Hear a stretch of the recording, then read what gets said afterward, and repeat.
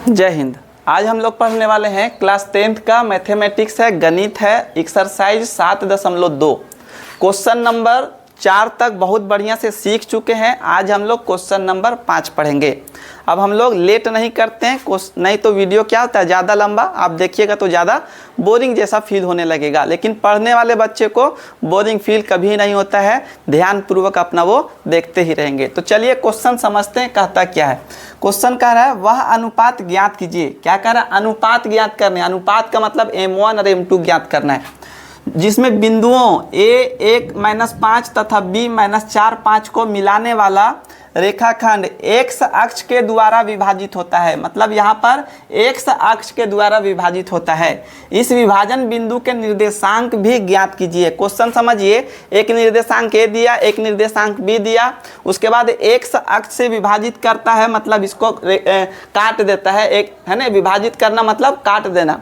तो x अक्ष बोलेगा तो x रहेगा और y के जगह पर क्या हो जाएगा? 0।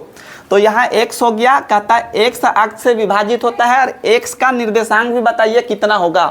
तो उसके बाद कहता है, उसके पहले भी कह रहा है कि m1 और m2 दोनों निकालिए। यहाँ पर क्या कहा है? m1 और m2 दोनों निकालिए। देखिए अनुपात ज्ञात कीजिए। अनुपात मतलब m1 और m2 निकाल करके हमको दिखाना है। तो यहाँ जो x है तो x को छोड़ करके दूसरा वाला जो नंबर दिया रहता है उससे लेकर के चलते हैं। तो ये x है, ये वाला क्या हो जाएगा? y। तो हम लोग y से पहले लेकर के चलेंगे और पहले क्या निकालेंगे? m1 और m2। तो यहाँ पर देखिए y बराबर लिखे m1 m2 plus m2 y1 बट्टा में m1 प्लस m2। x से लीजिएगा तो x का मान नहीं दिया हुआ था तो m1 और m2 नहीं निकलता। इससे पीछे वाला क्वेश्चन में हम लोग सीख चुके कैसे m1 m2 निकलता है। फिर वही क्वेश्चन है, उसी को हम लोग सीखते हैं। देखिए y के जगह पर क्या हो जाएगा? 0। m1 नहीं है, m1 निकालना है, गुना y2। देखिए ये वाला x1, ये वाला y1 हो जाएगा, ये वाला आपका x2, ये वाला y2 हो जाएगा। अब यहाँ पर y2 बोला तो y2 के जगह पर कितना हो जाएगा? 5। तो यहाँ पर लिखेंगे 5 प्लस m2 निकालना है, इसलिए m2 उसी तरह से रहने देना है। y1 के जगह पर कितना हो जाएगा? -5 हो जाएगा। और बट्टा में लिखेंगे यहाँ पर m1 प्लस क्या हो जाएगा? m2, क्योंकि m1 m2 निकालना हमको। आगे चलेंगे, यहाँ बराबर तो इधर दिस इम्प्लाई लिखते हुए चलिए। देखिए 5 को 1 से गुना कीजिएगा तो 5 और m1 हो जाता है। कुछ नहीं होता तो यहाँ पर 1 होता है, ठीक है। प्लस माइनस, फिर यहाँ कुछ नहीं होता तो 1, तो 5 एकम 5 और यहाँ हो जाएगा m2 बट्टा में यहाँ पर लिखेंगे m1 प्लस क्या हो जाएगा? m2 हो जाएगा। क्लियर। अब आगे हल करते देखिए, इसके नीचे कितना? 1। तो 1 को इसमें गुना कीजिएगा तो सेम टू सेम यही आ जाएगा। इससे पीछे वाला क्वेश्चन में सीखे कि क्रॉस में मल्टीप्लिकेशन। तो 1 को मान लीजिए 10 से गुना कीजिएगा तो 10 आएगा, 20 से कीजिएगा तो 20 आएगा, 30 से कीजिएगा तो 30 आएगा। तो उसी तरह 1 को इतना से गुना करेंगे तो यही वाला आएगा। तो यहाँ पर हम लोग यहाँ बना देते हैं, यहाँ पर लिखेंगे 5m1 माइनस लिखेंगे 5m2 बराबर 0 को इतना से गुना कीजिएगा तो क्या हो जाएगा? पूरा 0 हो जाता है। अब m1 को एक तरफ, m2 को एक तरफ रखेंगे तो 5m1 बराबर यहाँ पर कितना हो जाएगा? 5m2 माइनस में इधर आ जाएगा बराबर के तो प्लस में। अब m1 और देखिए ये गुना में m1 और m2 एक तरफ ले आएंगे तो m1 यहाँ पर गुना में m2 इधर आ जाएगा तो भागा में m2 बराबर 5। ये गुना में 5 इधर आ जाएगा तो भागा में 5।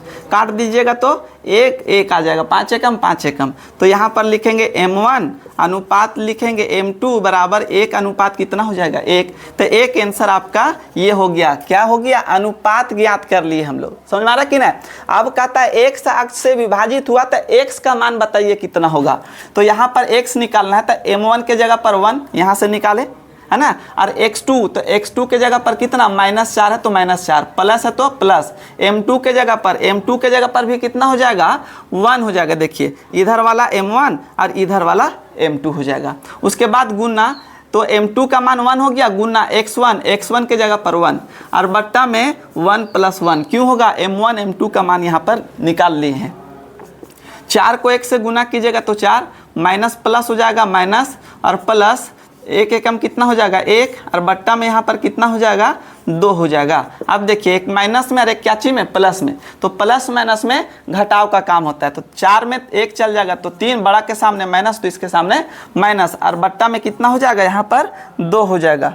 यहाँ पर आ गया कितना -3/2, किसका मान होगा, x का मान हो जाएगा। किसका मान हो जाएगा, x का मान हो जाएगा। तो x का मान हम लोग निकाल लिए। तो a b यहाँ पर हम लोग c मान लेते हैं। क्या मान लेंगे, c। तो माना कि लिखेंगे, यहाँ पर लिख दीजिए माना कि c निर्देशांक x और क्या हो जाएगा y। तो c का x का मान कितना आया -3/2 और y के जगह पर क्या हो जाएगा 0 और ये हो जाएगा आपका आंसर। आशा कर रहे हैं कि हम आपको ये क्वेश्चन बहुत बढ़िया से समझा पाएँ, आपको समझ में भी आया होगा। अगर समझ में आता है तो वीडियो को लाइक शेयर सब्सक्राइब जरूर कीजिएगा। नेक्स्ट टाइम में इसका आगे वाला क्वेश्चन लेकर के आएंगे। जय हिंद।